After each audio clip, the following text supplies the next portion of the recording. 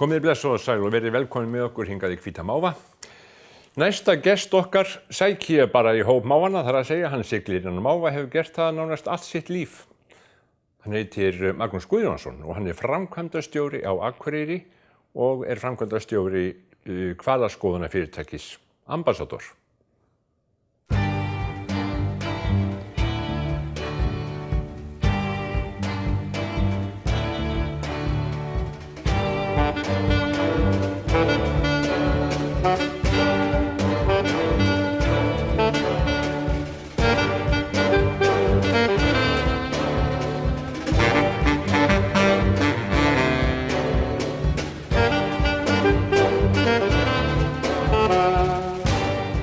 Velkomin. Þakka þér fyrir. Hvernig gekk Ambassador útgerð í sumar? Hvalaskoðun? Bara bærilega. Við fengum svolítið aukningu. Það náttúrulega aukning á ferðamönnum og við njótum góðs af því og bara þokkalega vel. Ferðirnar gengur vel, þurfum ekki að fella niður eina einustu ferð vegna veðurs, þannig að það var bara mjög gott hvað það var. Þið siglið alltaf? Já, var svona gott sumar? Sumarið var gott, það var líka svona í fyrrasumar að það er náttúrulega aðstæðurnar hérna eru alveg frábærar til hvalaskoðunar. Þannig að já, það er það? Það er þannig, já. Náttúrulega lítil hreyfing og hér er eiginlega bara aldrei sjóauki. Það er alveg viðburður ef einhver verið sjóaukur. Ég held við séum kannski bara með ekstra innan við 20 manns sem hafa verið sjóaukir hérna hjá okkur á firðinum, sko. Já, ég hef ekki komið ennþá. Nei, þú ert velkominn. Ég hef verið sjóaukur. Já, ef þú verður sjóaukur, þá setjum við myndaðar í miðasöluna. Er það svoleiðis? Já, það er þannig. Já. En þeir átt að byrja því, hvenær er upphafið að þessu? Já, við komum hérna í júní 2013 og fórum fyrstu ferðina 8. júní held ég, með einn farþega. Með einn farþega? Já. En varst þú skipstjóri þá? Já, ég er skipstjórnarmenntaður og byrjaði þannig var til sjós bara sem unglingur og var lengi á gæslunni eða einhver 5 ár og var í stýrimannsskólanum og tók farmannapróf 1980. En var svo ekki, var bara svona á sjó á einhverjum frökturum og þarna fyrstu árin að því ég menntaði mig svo meira og var svo ekki til sjós í einhver 25 ár. Þannig að ég fór svo aftur þarna 2010 held ég hafi verið. En þá ekki hálf einkennilegt að vera að gutla á einhverjum hvalaskoðunarbát, einhverja 2 tíma ferðir hérna út á pollinn? Jú, það er kannski, ef þú berð þetta saman við það að vera á fröktunum sem sigla heimsálfu á milli, en þetta er nú samt svona semi-sjómennska, því að þú ert mikið af fólki borð í bátan og þú ert að gæta vel að þér og þú ert að fara varlega því að þú mátt ekki slasa farþegana. Nei. Og þetta er svona tengsl við sjóinn og náttúruna þannig að mér finnst þetta rosalega skemmtilegt. Já, en sko þegar þetta byrjaði 2013 eins og þú segir, þá kannski, ég veit ekki, kannski hafði fólk einhverja vantrú á þessu að það væri hægt að gera þetta héðan frá Akureyri? Já, það voru margir sem höfðu það. En hverjir voru það sem rákuðu þetta áfram þá og höfðu trú? Bara fyrst og fremst við sem stóðum að þessu félagi og stöndum að því enn. Já. Og það voru einhverjir sem komu við og sögðu okkur það að þetta væri búið að reyna þetta áður og þetta hefði ekki gengið og gaf okkur einhverja vikur. Ja, nokkra vikur? Já, gerðu það. En fljótlega upp úr því, þið komið með fínan bát, keyptu fínan bát? Já. Frá hvað, Þýskalandi eða hvað var hann? Já, hann er upphaflega byggður í Þýskalandi sem lögreglubátur. Já. En við keyptum hann, þá var hann í Svíþjóð. Já. Bara nyrst í Svíþjóð, eiginlega bara langt fyrir norðan Heimskautsbaug, sko. Sem ferja þá eða? Nei, sem snekkja. Sem snekkja? Já. Honum hafði verið breytt, sko, þegar hann hafði lokið hlutverki sínu sem lögreglubátur í Hamborg. Þá var þýskur verkfræðingur sem keypti hann og breytt honum í snekkju 1990, 95-98. Og honum auðnaðist nú ekki líf að njóta hans lengi því að hann dó nú bara 2 árum eftir hann tók hann í notkun. En hann eyddi í þennan bát, sko, á þeim tíma einhverjum 4 milljónum marka við að endurbyggja hann. Þannig að það var basically allt nýtt inn í bátnum. Er hann þá þannig innvortis að sko, Ekkert svona eins og lögreglubátur heldur svona fínna innan. Hann mjög fínn en þetta eini hvalaskoðunarbáturinn held ég á Íslandi sem með málverk á veggjónum og því að við tókum ekki neitt, fjallaðum ekkert sem við þurftum ekki að fjallaði eða breyta. Já. Þannig að það mjög hár standard á því sem að gert þar. Já, en þetta lögreglubátur? Það var það uppalega, já. Sigldið þú honum heim? Já. Ekki aleinn? Nei, við vorum 4. Já, og gekk það vel? Það gekk vel, já. Er þetta góður bátur? Þetta mjög góður bátur. Já, og þið heldum nafninu? Við heldum nafninu, já. Og fyrirtækið heitir þá eftir honum eða hvað? Já, þetta náttúrulega frábært nafn. Ambassador? Já.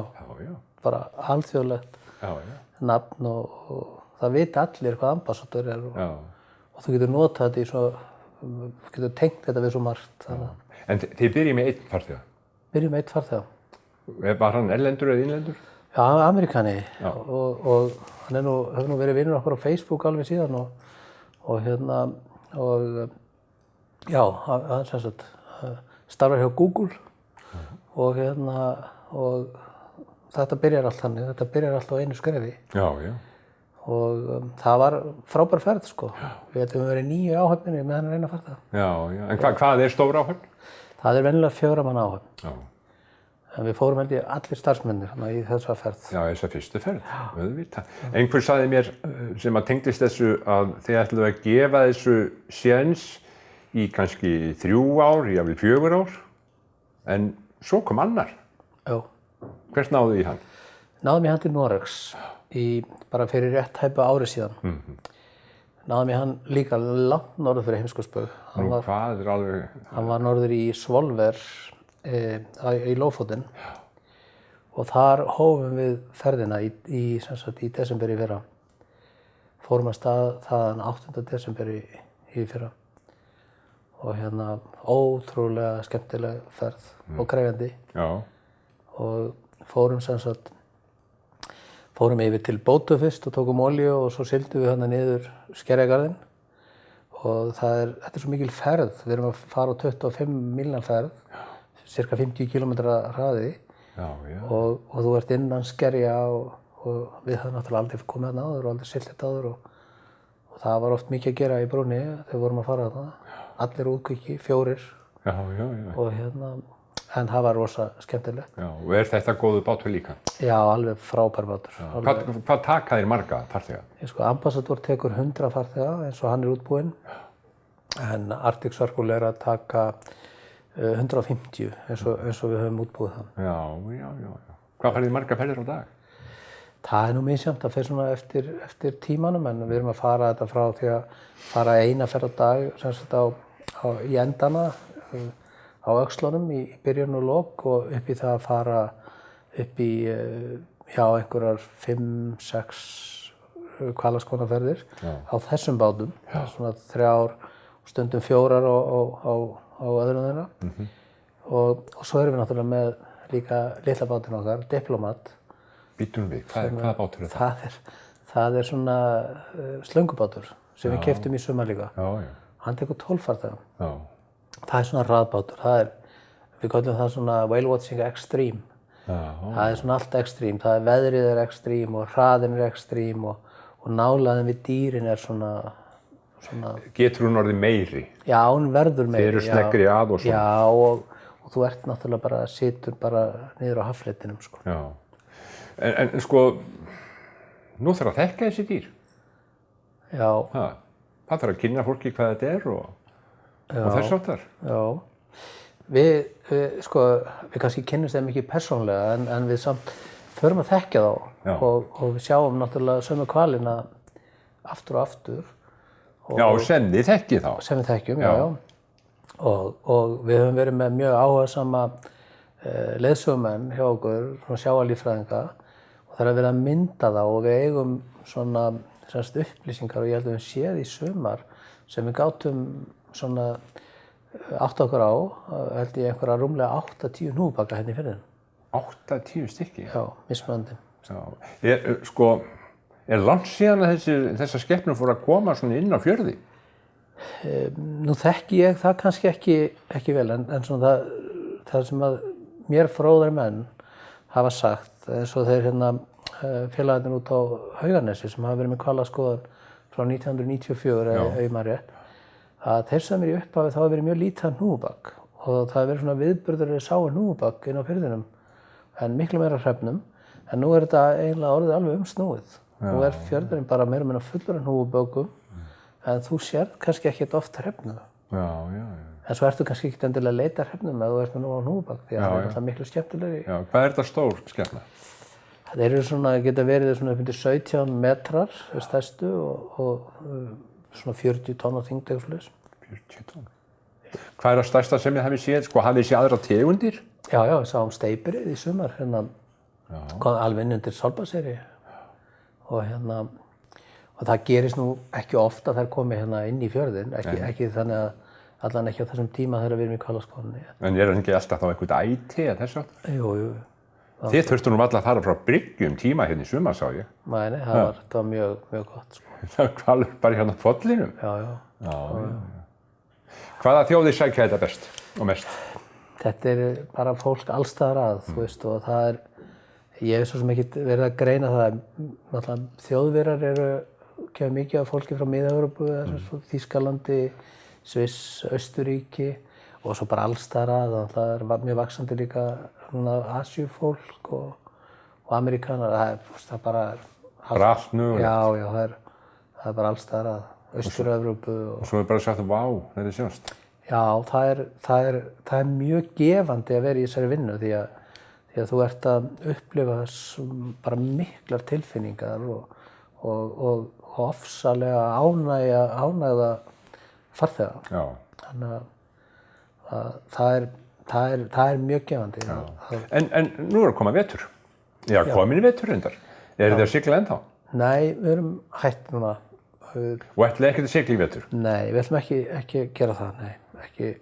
Það er bara ekki nógu mikið af ferðamönnum hér á svæðinu til þess að halda úti svona starfsemi. Það er svolítið batteri að halda þessu gangandi. Þú þarft að vera með töluvert af fólki og þetta er aldrei nema kannski ein ferð. Þetta er svona, það er erfitt að gera þetta svona með báta þessari stærð sem við erum með. Ef maður væri bara með einn kall með sér, þá gæti maður gert þetta. Já, en er hvalur? Já, það er fullt af hval. Og yfir allan veturinn? Kannski ekki yfir svona svartasta skammdegið, en það er sjálfsagt hvalur hérna í firðinum allan ársins hring, einhverjir, 1 eða 2 eða 3. En það hefur verið alveg bara nóg hval svona fram undir jól undanfarin ár. Magnús, hvaðan ertu? Herri, ég fæddur og uppalinn austur á Fáskrúðsfirði. Já. Er hvalaskoðun þar? Nei, það er ekki. Nei. Það er svo mikið þoka þarna fyrir austan á sumrin, það er erfitt að vera í hvalaskoðun. Hvað bjóstu lengi þar? Herri, ég var þar í 11 ár. 11 ár, og hvert lá leiðin svo? Í Kópavogi. Foreldrar? Já, foreldrar. Ég er alltaf skammaður fyrir það að spyrja ekki foreldrar. Hverjir eru foreldrarnir? Já, faðir minn var Guðjón Friðgeirsson. Fæddur á Stöðvarfirði en var nokkuð lengi kaupfélagsstjóri á Fáskrúðsfirði. Já. Og móðir mín er Ásdís Magnúsdóttir, fædd á Orustustöðum á Síðum. Já. Þau eru bæði látin. Faðir minn það er 30 ár síðan að hann lést en móðir mín lést fyrir 3 árum. Já. 11 ára, hvert fórstu svo segir þið? Sérst í Kópavoginn. Í Kópavog? Já. Og hefur það verið staðsettur þar síðan eða? Já, svona með hléum samt, þú veist, en ég hef alltaf, þennan tíma sem ég búið á Suðvesturhorninu, þá hef ég alltaf búið í Kópavogi. Já. En ég veit að þú fer frá Stöðvarfirði yfir í Kópavog, en þú hefur alltaf farið miklu lengra. Ég veit að þú hefur verið til dæmis í Afríku. Já. Og er það þá sem sjómaður eða? Nei, ég var framkvæmdastjóri fyrir sjávarútvegsfyrirtæki í 2 Afríkuríkjum. Hvar varstu? Ég var fyrst í Namibíu ára 95 til 97 og svo var ég í Marokkó eða í Vestur Sahara sem er enda partur af Marokkó þarna 2007. Vestur Sahara, er það ekki eitthvað svæði sem að menn er að berjast fyrir frelsi, eða ekki? Jú, þeir eru á því. Nei, hvað er það? Nei, ég man nú ekki hvað þeir heita núna. Það var náttúrulega svona skæruliðar hérna sem að, þetta var spænsk nýlenda til 1975 og þegar Spánn eða Franco fór þá beið held ég bara marokkóski herinn og landamærunum og fór inn og tók þetta yfir. Já. Og en ég man ekki hvað hérna, bara man ekki núna hvað heita þessi gæjar. En hérna, já þetta verið svona, þetta verið svona óróa svæði á. Var þetta ekki eyðimörk? Jú, þetta Sahara eyðimörkin. Þannig að hérna. Hvað varst að gera það? Ég meina, framkvæmdastjóri fyrir útgerð. Já. Hvernig útgerð var þetta? Þetta var í Marokkó var þetta uppsjávarfiskur. Við vorum að veiða sko makríl og sardínu og sardínellu og svona og það var verið að flytja þetta í land í sjókældum töngum og vinna þetta í landi. Já. Og voru þið að kenna þeim eða var þetta bara útgerð? Það var bara útgerð og vinnsla í Marokkó. En í Namibíu var þetta líka svona kennsla. Þar vorum við með samning við Namibíska ríkið og ég var í rauninni framkvæmdastjóri þar fyrir ríkisfyrirtæki sem hét Namibian eða Fiskor var að kalla alltaf Namibian Fishing Corporation eða eitthvað, ég man ekki hvað þetta var núna. Það átti 2 fyrirtæki, annars vegar svona humarfyrirtæki sem heit Seaflower Lobster Corporation og svo átti það Seaflower Whitefish Corporation sem var hérna svona bolfisk fyrirtæki. Og íslenskar sjávarafurðir áttu hlut í því og ég fer þarna út eiginlega svona í gegnum það. Ég hafði verið sko kaupfélagstjóri á Þingeyri í 7 ár þar á undan. Já, fórstu í fótspor föðurins? Já, ég gerði það og hérna ég fór eftir stýrimannsskólann fór ég nefnilega í Bifröst sko til þess að læra að vera kaupfélagstjóri og hérna. Það náinn rétt að andan? Já, náinn rétt að andan. Já, fórst í samvinnuskólann þá? Fór í samvinnuskólann, já. Já. Hvað varstu lengi þar? 2 ár. 2 ár, já. Og þá lærður bókhald og þess áttur náttúrulega? Já. Samvinnufræði? Já. Hvernig fyrst þið komið fyrir samvinnuhreyfingunni? Þetta erfið spurning. En mér finnst svona frekar sorglega fyrir henni komið og hérna ég er alltaf fæddur og uppalinn í þessari samvinnuhugsjón og var alltaf mjög hérna svona mikill samvinnumaður. Starfaði hjá sambandinu og skipaði til sambandsins og ég var í stjórn sambandsins. Varstu í stjórn sambandsins? Já. Varstu ekki kollnungur? Jú. 24 ára held ég þegar ég fór þar inn sem fulltrúi starfsmanna. Já. Og þá var nú hérna Valur heitinn stjórnarformaður og hérna þetta var mjög mikil reynsla að komast þarna inn sko. Og þetta var náttúrulega á þessum tíma langstærsta fyrirtæki í landsins. Já. Og var nú aldrei stórt hér á Akureyri? Já. Fór illa? Já. Alveg bara á tiltölulega skömmum tíma? Já, þetta svona bara, menn einhvern veginn náðu ekki að aðlaga þetta að þeim breyttu aðstæðum sem voru og kannski var sama sem við vorum að glíma við í kaupfélögunum. Að hérna vorum með svona gamla úrelta löggjöf samvinnufélögin og við áttum erfitt með að ná okkur í áhættufjármagn og þetta var svona að mörgu leyti erfitt.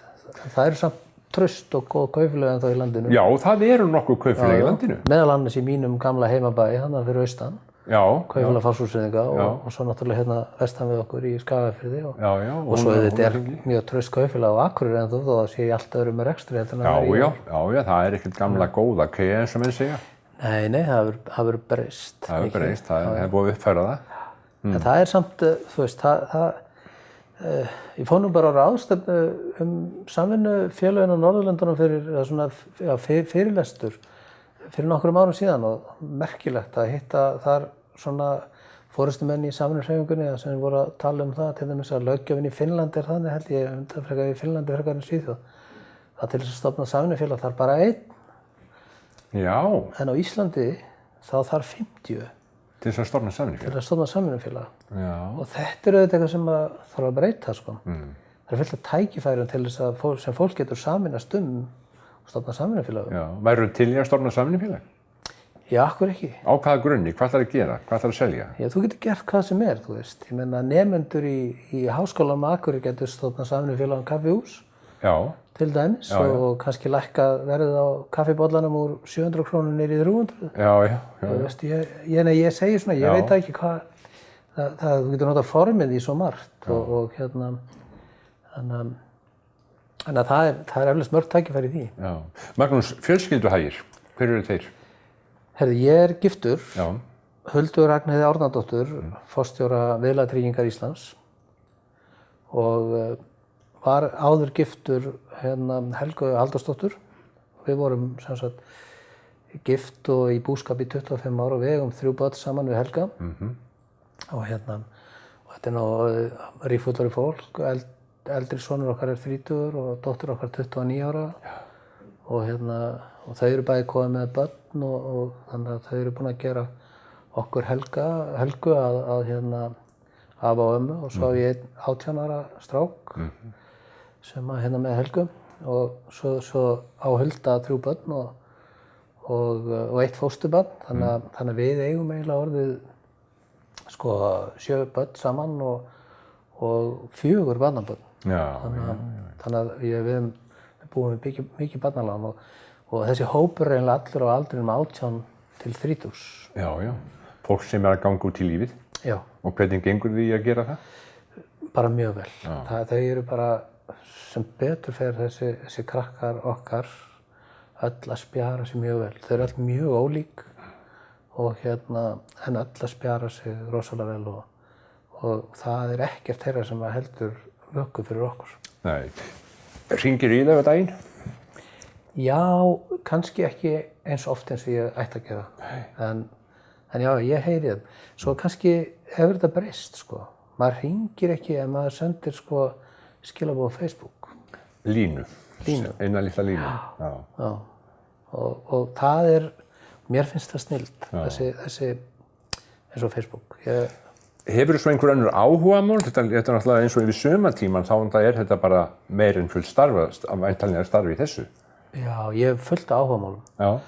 En síðustu 4 árin þá hafa þau öll vikið fyrir uppbygginguna á þessu fyrirtæki. Það er alltaf búið að vera gríðarlega mikil vinna og hún er bara frá 7 mánuðum til miðnættis. Já, það er það bara. Já, það er bara þannig. Og ég sé núna fram á það að ég er að komast í frí, held ég, núna í lok nóvember. Og hvert ætlar að fara, má ég spyrja? Til Afríku. Þú ætlar til Afríku? Já. Hitta gamla vini? Já, ég ætla að gera það. Já. Ég ætla að fara til Namibíu og Suður-Afríku. Já. Og vera þar í 3 vikur. Með frúna með þér? Já. Og hún er óhrædd að fara til Afríku eins og maður segir? Já, ég held að hún sé að verða það núna. Sé að verða? Já. Bara svona alveg í lokin, þá langar mig til að spyrja sko frekar í uppbyggingu á svona. Þetta er orðin mikil iðnaður, þessi hvalaskoðun iðnaður. Já. Er þið búin að panta nýjan bát? Nei, við erum ekki búin að panta nýjan bát. Er það að skoða? Já, við erum að skoða framtíðin í þessu. Það er náttúrulega spáum aukningu á fjölda ferðamanna er náttúrulega mjög jákvæð fyrir okkur sem erum í þessum ferðamanna, þessari ferðaþjónustu. Og ef að spár ganga eftir fyrir næsta ár þá verður aukningin á næsta ári jafn margir eins og var allt árið 2012. Já. Þannig að menn verða að vera undirbúnir að menn alltaf takast á við þessa aukningu. Og við erum að skoða möguleika í því fyrir utan það við eigum, svo eigum við alltaf búið að vinna mikið hérna við Torfinefið. Þar er komin svona landfylling og þar byggðum við nýtt svona miðasöluhús í sumar og þar eigum við 2 lóðir til dæmis, Þannig þið verðið þar? Þar verðum við, já. Er ekki gaman líka að vera svona nálagt miðbænum? Já, bara stórkostlegt.